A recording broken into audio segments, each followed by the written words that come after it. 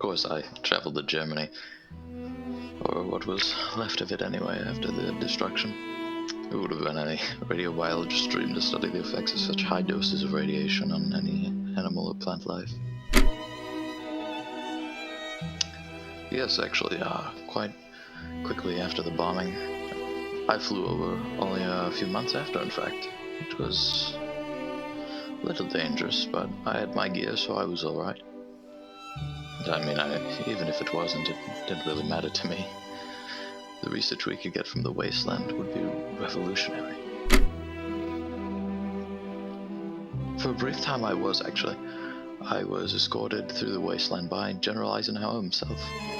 Well, President Eisenhower now, but you know what I mean. Yes, I was officially part of the Eisenhower crew. Ooh, yes, what we discovered. Well, one of my first discoveries on the trip was the fern-like Folium atomus.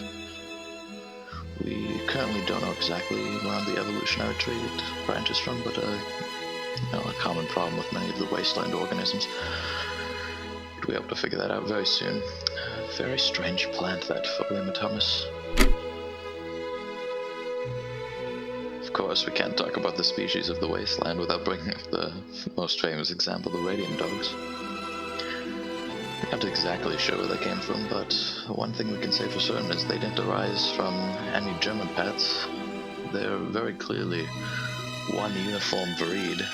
Possibly could have come from a type of wolf. Yes, the species is far too uniform.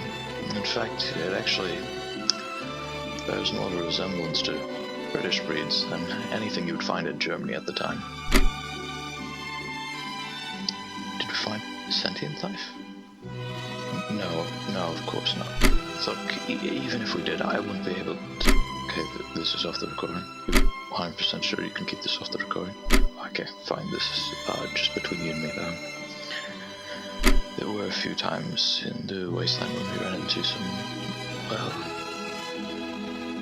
more intelligent organisms. Wolf, I'm not sure.